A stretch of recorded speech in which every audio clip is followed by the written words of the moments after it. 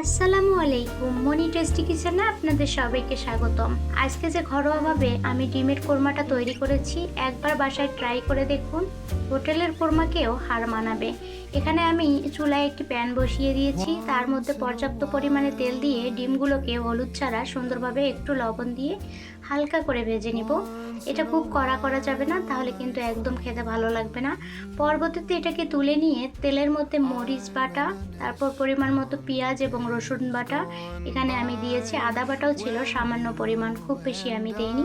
তার মধ্যে দিয়েছি কাজু বাদাম বাটা, কিশমিশ বাটা এবং চীনা বাদাম বাটা। এখানে আপনারা চাইলে আর অন্য বিভিন্ন বাদাম আছে সেগুলোও অ্যাড করে দিতে পারেন। যত ইনগ্রিডিয়েন্টস আপনারা ব্যবহার করবেন, এটা টেস্ট কিন্তু ততটাই সুন্দর হবে। এদিকে আমি টক দই সুন্দরভাবে ফেটিয়ে নিয়েছিলাম, সেই টক দইটাও এখানে আমি অ্যাড করে দিয়েছি। তারপরে দিয়ে দিব পর্যাপ্ত পরিমাণে দুধ। আমি যেহেতু এখানে 5টা মাত্র ডিম নিয়েছি, তাই দুধের পরিমাণটা কম করে দিয়েছি। আপনারা যদি ডিমের পরিমাণ বেশি করেন তাহলে অবশ্যই দুধের পরিমাণটা বেশি করবেন। এখানে আমি লবণ অ্যাড করে দিয়েছি, আপনারা চাইলে চিনিও অ্যাড করে দিতে পারেন সামান্য পরিমাণে, তবে আমি দেব না, কারণ হচ্ছে আমার চিনি খেতে বেশি ভালো লাগে না, এই জন্য। আপনারা যদি মিষ্টি পছন্দ করেন অবশ্যই দিয়ে দিবেন।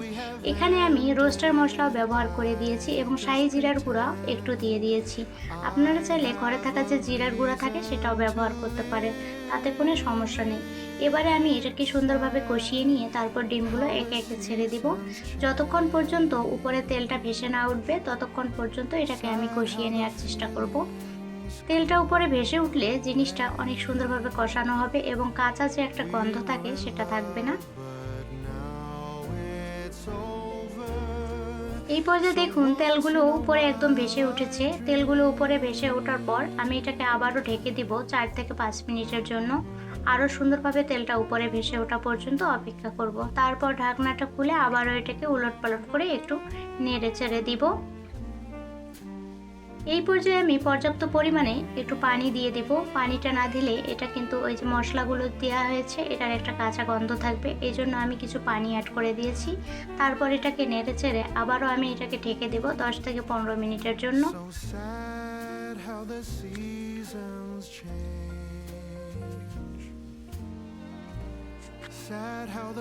10 থেকে 15 মিনিট অপেক্ষা করার পর দেখুন তেলটা একদম ভেসে উঠেছে। এটা আপনারা চাইলে একদম শুকনোও করতে পারেন, আবার রসালোও করতে পারেন।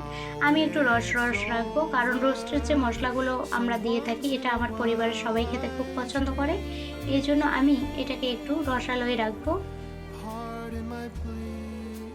এই পর্যায়ে আমি এটাকে নামিয়ে নিয়েছি। দেখুন কতটা সুন্দর হয়েছে। বড় বড় রেস্টুরেন্টগুলোতে এরকমইভাবে কোরমা তৈরি করা হয়। বলবো আমি রেস্টুরেন্টের তুলনায় এটা কিন্তু একদমই কম হয়নি। একবার ট্রাই করে দেখুন এই রেসিপিটা কতটা দুর্দান্ত হয়েছে।